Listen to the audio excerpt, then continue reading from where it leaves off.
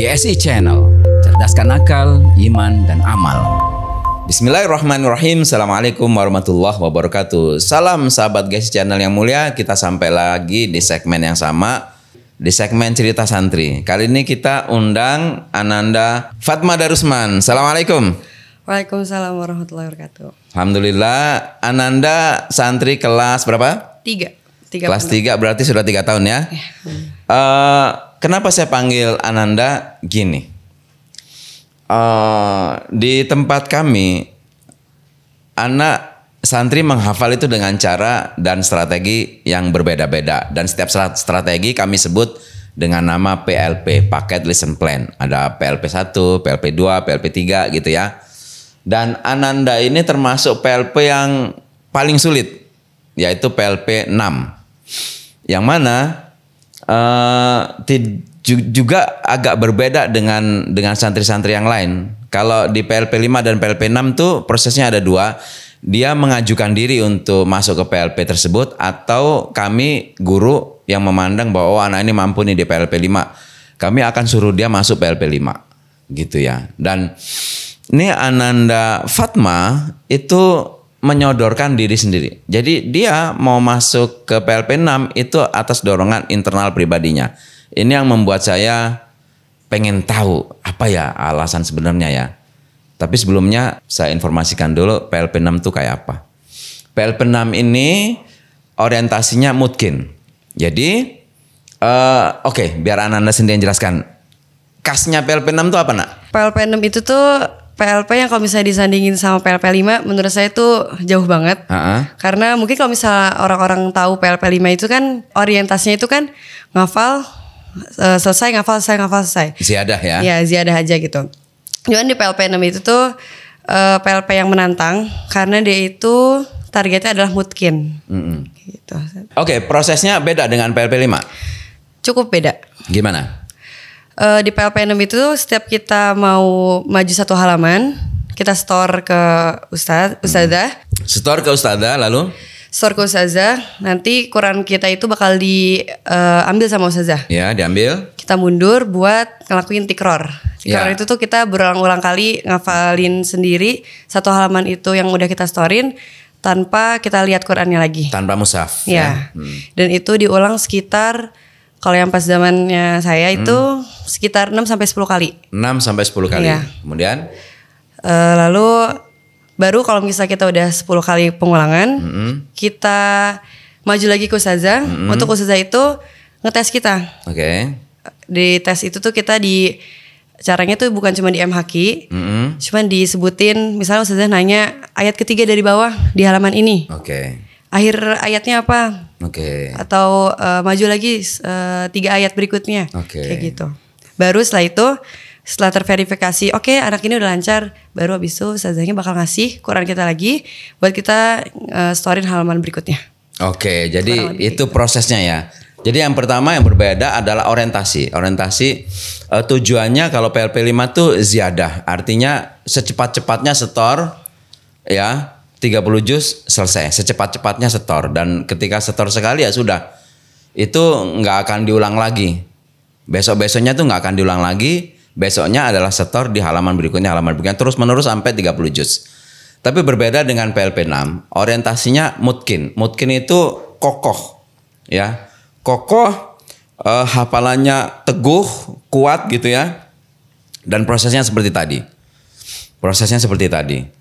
Dia ngapal satu kaca dan kemudian setor. Kalau sudah bisa setor, dia nggak boleh ngulang-ulang dengan mushaf, tapi tanpa mushaf. Jadi dia mengandalkan ingatannya tuh, baca ulang.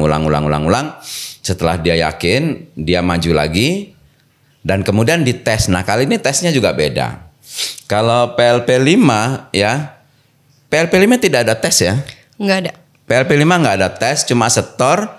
Kemudian kalau salah dikasih waktu, kesempatan beberapa ketuk. Kalau misalkan dia nggak bisa jawab, berarti dia gagal setoran. Nanti dia akan coba lagi, maju lagi, sampai tidak ada ketukan, tidak ada macet, lancar, baru diterima, baru dia setor halaman berikutnya. Tapi kalau PLP 6 ini diverifikasi dengan pertanyaan bukan cuma MHQ ya, MHQ itu lanjut ayat. Tapi juga pertanyaan-pertanyaan yang bervariasi seperti yang tadi dicontohkan. 3 baris dari atas, 3 baris dari bawah. Ayat yang pembuka di awal lembar, ayat penutup di akhir lembar, seperti itu. Dan kalau Ananda tidak bisa jawab, maka prosesnya ngulang lagi dari awal. Tikror lagi, ulang-ulang lagi. Dia maju lagi sampai berhasil. Nah setelah itu baru dia boleh nambah hafalan baru. Oke. Setelah itu prosesnya bagaimana lagi? Setelah itu ya pokoknya kita ulang-ulang terus sampai nyampe target harian.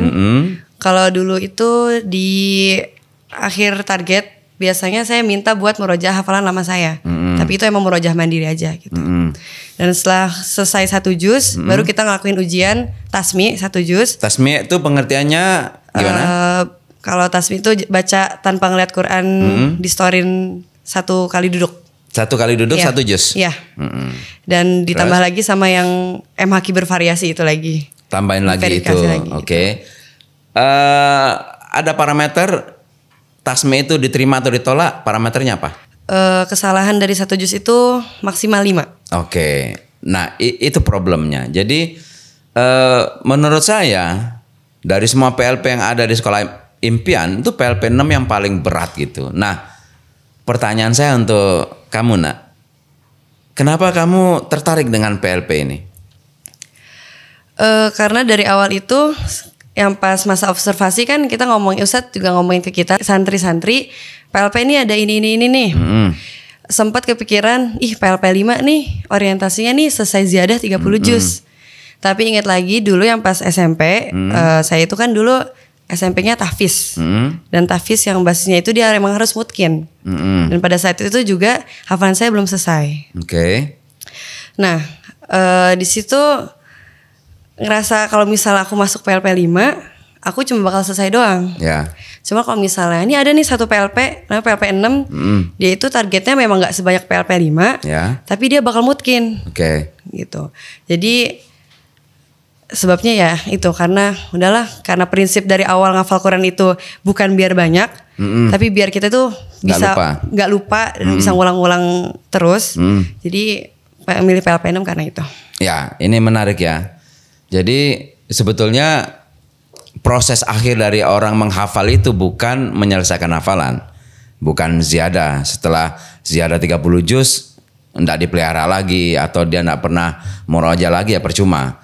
Jadi proses akhir dari hafalan itu adalah ya jangan sampai lupa lagi gitu, dan ini adalah mutkin gitu ya. Dan Ananda menyadari itu dan dia melanjutkan misinya sejak dia menghafal di SMP bahwa ini PLP yang tepat untuk saya gitu. Dan kita bisa lihat ya dari prosesnya yang rumit itu bisa dibaca ya ketangguhan Ananda Fatma ini. Baik, oke nak, pertanyaan kedua.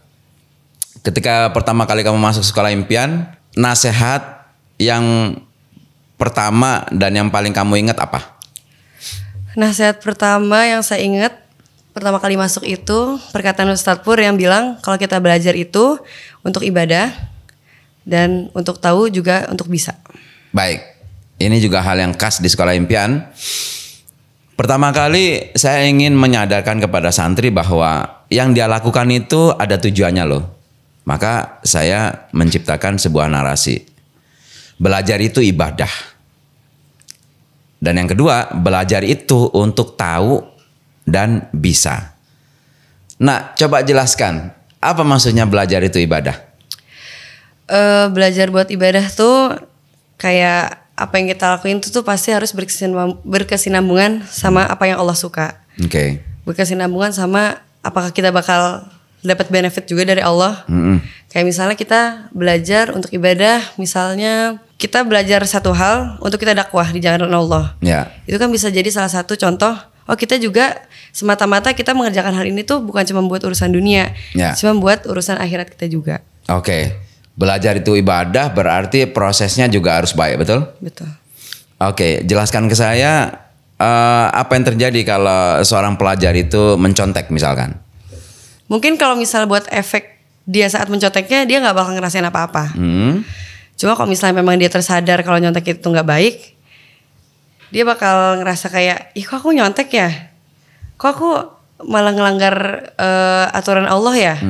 Kita malah ngelanggar apa yang Allah nggak suka. Allah itu nggak suka sama orang-orang yang berbuat curang. Dan nyontek itu adalah salah satu hal curang yang Allah nggak suka. Oke, ini hal yang perlu kita highlight ya. Belajar itu ibadah. Dan gak mungkin kita tuh ibadah lalu curang. Misal, saya sholat duhur kan 4 rakaat. Nah, saya udah 2 rakaat salam aja gitu. Itu kan curang dan gak mungkin saya tuh seperti itu dalam sholat gitu. Gak mungkin juga misalkan saya sholat, saya ini belum wudhu, terus saya bilang enggak saya sudah wudhu kok. Kan itu percuma gitu. Karena yang kita hadapi adalah Allah gitu ya. Maka ketika sebuah sekolah dan sistem itu mengizinkan atau pura-pura tidak tahu anaknya mencontek, itu bencana untuk negara ini, untuk moral generasi muda. Ya, kalau ada sekolah yang membiarkan anak-anaknya itu mencontek, gitu ya. Sebab saya pernah sekolah di sebuah sekolah dan ketika kami ulangan teman-teman nyontek dan guru pengawas itu keluar, padahal dia tahu kami menyontek. Dan itu guru yang sangat jahat sekali gitu. Pertama yang diajarkan adalah kita mencurangi Allah. Yang kedua, kita mencurangi diri sendiri. Dan yang ketiga, guru itu mengajarkan anak-anaknya untuk korupsi. Itu awal bencana, itu kebiasaan yang pertama dilakukan oleh semua koruptor. Apa? Dia mencuri ilmu. Dia mencurangi ilmu. Dalam proses belajarnya saja dia sudah curang, jangan kata lagi nanti, gitu ya. Jadi kita sangat strict banget dalam hal ini. Kalau ada santri mencontek, itu berat itu, bisa sampai dikeluarkan tuh, ya. Oke nak, mungkin kamu di sini bisa setia dengan prinsip ini ya.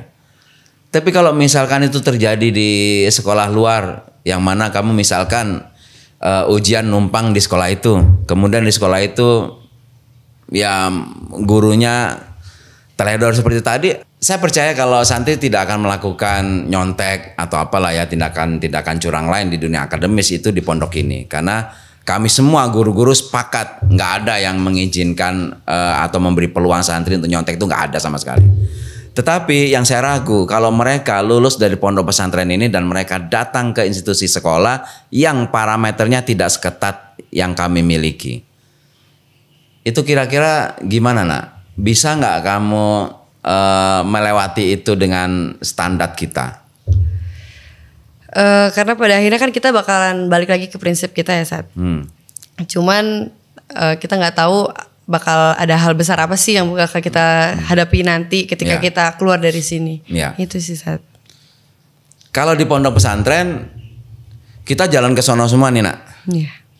Maka kamu kalau untuk jalan ke sana mudah atau sulit? Mudah karena semuanya ke sana. Nah sekarang kalau saya bayangkan kamu keluar, itu semuanya pada ke sono, ya. Kamu ke sana sendiri. Kira-kira mampu nggak kamu melakukan hal tersebut? Prinsipnya harus mampu.